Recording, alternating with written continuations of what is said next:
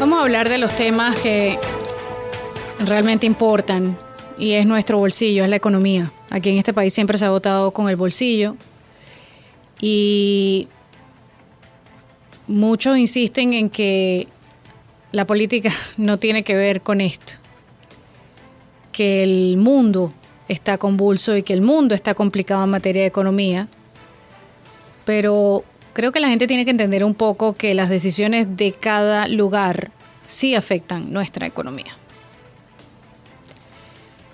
Para mí es muy claro verlo, pero quizás para algunos no lo es. Entonces aquí en un intento de que ustedes entiendan y tratar de buscarle vías más fáciles para que usted comprenda lo que estamos viviendo acá, pues es que hacemos segmentos como este. Y vamos a hablar de economía. Vamos a hablar del plan de control de precios propuesto por Kamala Harris. Este plan ha sido condenado por una amplia gama de economistas y medios de comunicación, incluyendo al economista asesor de la era Obama, Jason Furman, quien lo ha calificado de no sensato. Esto no es una política sensata. Esta es de la era de Obama. Y creo que la mayor esperanza es que termine siendo mucha retórica y ninguna realidad, dijo Jason Furman al New York Times en un informe publicado el viernes. No hay nada positivo aquí y sí hay algo negativo. Por su parte, Catherine Rampell, del Washington Post, dice que los controles de precios de Harris-Casey en realidad podrían aumentar los precios. We've seen this kind of thing tried in lots of other countries before. Venezuela, Argentina, the Soviet Union, etc. It leads to shortages. It leads to black markets, plenty of uncertainty. And beyond that, the specific way this bill is written might actually increase prices because of some of the other language in it. Things like requiring companies, public companies, to disclose in their quarterly reports, their quarterly earnings reports, how they're setting prices, which is a great way to help them collude, which normally we don't want them to do. So anyway, the devil's in the details, I guess, for that bill, but it's really hard for me to imagine any form of legislation that preserves the spirit of what she's proposing that would not be, at best do nothing, at worst cause a lot of harm. Dice Catherine Rampell, hemos visto este tipo de medidas intentadas en muchos otros países antes, Venezuela, Argentina, la Unión Soviética, etc. Esto lleva a escasez, mercados negros y mucha incertidumbre. Además, la forma específica en que está redactado este proyecto de ley podría en realidad aumentar los precios debido a algunos otros puntos que contiene. Cosas como requerir a las empresas públicas que divulguen en sus informes trimestrales cómo están fijando los precios, lo cual es una excelente manera de ayudarles a coludirse, algo que normalmente no queremos que hagan. Hay un dicho que dice, "In the devil are the details", o sea, en el diablo están los detalles. Supongo, con respecto a este proyecto de ley, dice Catherine Rampell, pero me cuesta imaginar alguna forma de legislación que preserve el espíritu de lo que ella está proponiendo, refiriéndose a Kamala Harris, que en el mejor de los casos no haga nada y en el peor cause mucho daño. ¿Y qué es lo que dice la copresidenta de la campaña de Kamala Harris, Gretchen Whitmer? La gente está interpretando demasiado lo que se ha publicado.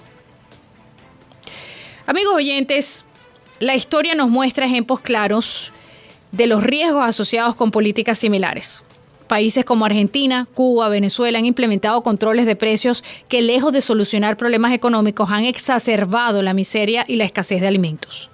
Este contexto nos lleva a cuestionar la viabilidad de tales medidas en un mercado tan complejo como el estadounidense. Y eso no es algo que quienes hemos vivido y visto sabemos de qué va. El expresidente Donald Trump, al igual que Rampell, criticó también la propuesta comparándola con los controles de precios al estilo Maduro que han paralizado la economía venezolana. Para profundizar en estos temas, contamos con la perspectiva experta de Yurek Vázquez, que lo hace de una manera clara que todos podemos entender. Él es inversionista individual y creador del Wall Street Business Academy. Yurek, como siempre, es un gusto y de suma importancia tenerte en nuestro programa aquí en América Radio. ¿Cómo estás? ¿Cómo estás, Karine? Muchas gracias. Un saludo para ti y también para toda la audiencia. ¿Cuáles son los potenciales efectos de los controles de precios? Yo creo que si hay algo que no tiene que explicársele a los hispanos es el efecto que tienen los controles de precios en la economía, porque todos, absolutamente todos, o yo diría que la gran mayoría de los hispanos hemos sufrido estas políticas en carne propia y hemos experimentado por nosotros mismos el impacto que estas políticas tienen en la economía, desde Argentina, Venezuela, Cuba, Nicaragua.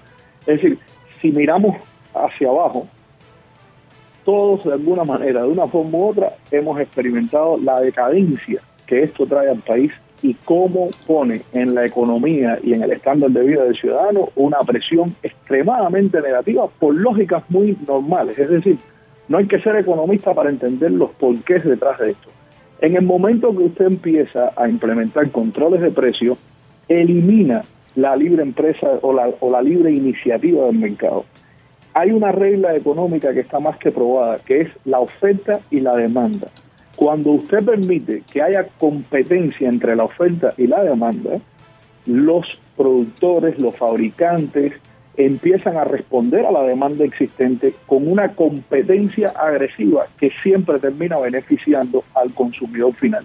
Eso hace que esté permanente el estímulo de uno buscar como productor, como proveedor de servicio, buscar siempre alternativas para poder dar el mejor servicio al mejor precio. Y siempre está probado que eso beneficia al consumidor final, beneficia a los niveles de inflación, beneficia a la creación de empleo y beneficia lo que es la libre empresa, que es el único sistema en el mundo que ha probado con efectos en el estándar de vida tangible, que ha probado ser funcional. Cualquier otra cosa, como lo querramos romantizar, sea políticas progresivas, que no son más que políticas socialistas, sea políticas de mejoramiento del estándar de vida, que siguen siendo políticas socialistas. Es decir, los socialistas hoy en día, y esto hay que tenerlo muy, pero muy claro, han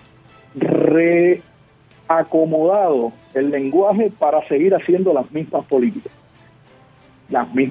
que han traído destrucción. Entonces, esto hay que tenerlo bien claro y hay que leer entre líneas todo lo que está pasando. Es decir, Kamala Harris, en su presupuesto de agosto del 2024 de 1.7 billones de dólares, ha hablado, como tú bien lo explicaste y pusiste en contexto, acerca de la redistribución de la riqueza. El Tax Foundation ha explicado cómo esta política, que vuelvo y repito, a los hispanos nadie nos lo tiene que explicar porque lo sabemos y lo hemos vivido en carne propia, cómo estas políticas van a impactar negativamente en la economía, reduciendo el Producto Interno Bruto, provocando escasez y provocando altos niveles de desempleo por toda la deficiencia que esto crea y con la disrupción negativa que esto crea en el mercado. Otra cosa que hay que tener en cuenta es cómo Kamala Harris está usando el mensaje Joy en sus campañas.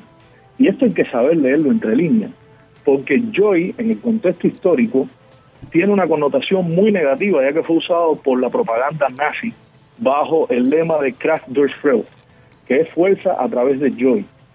Y esto traía consigo toda una política de revolución en Alemania en aquel momento. Y esa política de revolución, cuando tú la unes en estos mensajes subliminares con lo que está haciendo Kamala Harris hoy, ¿qué es lo que ha hecho Kamala Harris hoy? Para ponerlo en contexto, Kamala Harris ha criticado a a Israel. Uh-huh. Ha criticado las políticas de Israel, se ha unido al lado de todo el tema de lo que tiene que ver con Palestina. Uh-huh. Hemos visto que desde la administración de Obama se ha financiado directamente a Irán. Se ha probado ahora que Irán fue uno de los mayores participantes en todos los ataques terroristas estos. Es decir, se ha hecho con el dinero de los americanos, básicamente. Entonces, cuando tú vas poniendo, más o menos, vas atando los cabos y vas diciendo, a ver, ¿de qué va estas personas y deberían ser la opción mejor para estar en la presidencia de este país? Y empiezas a darte cuenta de que, número uno, están aplicando políticas de redistribución de la riqueza. Número dos, controles de precios. Número tres, usando el lenguaje Joy al mismo tiempo que unen ese lenguaje. Parece no ser una casualidad porque ese lenguaje de Joy lo están uniendo a actitudes antisemitas, a actitudes pro-Palestina, a actitudes de todo lo que tiene que ver en contra de los intereses de este país.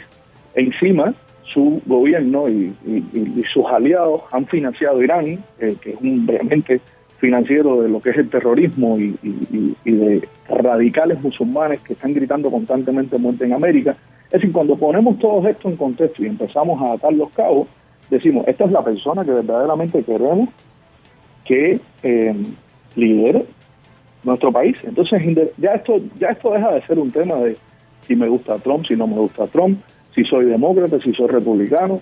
Esto es un tema de que en plena coherencia nosotros tenemos que saber escoger nuestros líderes, porque hay un dicho que dice, cada pueblo tiene los gobernantes que merece. Bueno, los pueblos eligen a sus gobernantes basados en su nivel de inteligencia, su nivel de raciocinio y su nivel de lógica para poder decir quién es el mejor que yo quiero que esté ahí arriba para dirigir el país. La votación en las elecciones no es una votación romántica, no es una votación de Valentine's. Nosotros no estamos votando por el candidato que más vamos a amar, ni tampoco estamos votando por un candidato con el cual nos identificamos porque lo amamos. Nosotros estamos votando por un candidato porque se ajusta más a los mejores intereses que tenemos nosotros como ciudadanos. Entonces, independientemente de si me gustan o no los candidatos, lo único que a mí me debe interesar de los candidatos es la agenda que traen a la mesa, el lenguaje que usan con esa agenda y cómo sus acciones se están alineando con ese lenguaje.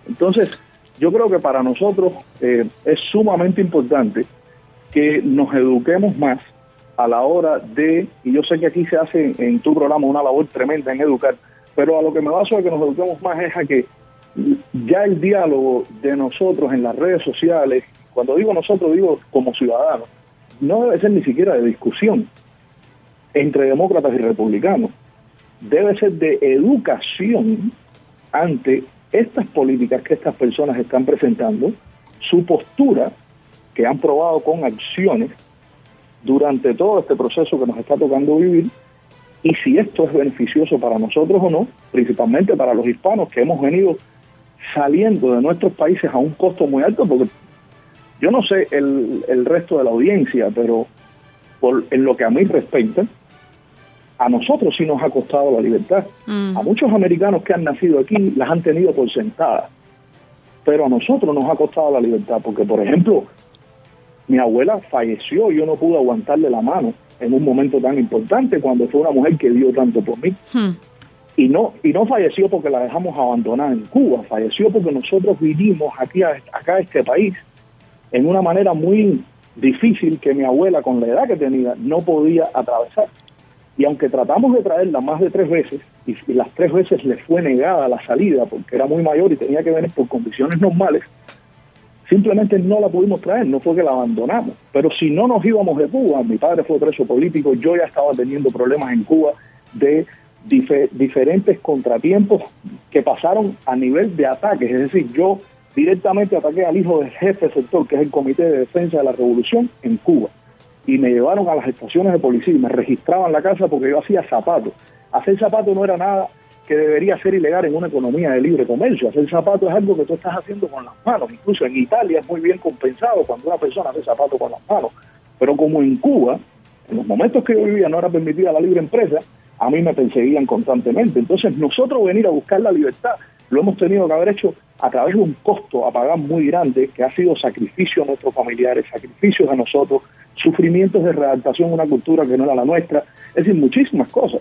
Entonces a los hispanos no hay quien nos diga cómo estas políticas impactan, porque todos hemos pagado el precio y con sufrimiento de irnos de esas políticas, del impacto negativo que han tenido y la degeneración que ha tenido en nuestros países, que eran países prósperos, porque en todos los lugares que estas políticas se han aplicado, eran tan prósperos como Estados Unidos. Cuba en su momento, el peso cubano valía más que en Estados Unidos. Cuba era como un Mónaco en el Caribe, y sin embargo se destruyeron por este tipo de políticas.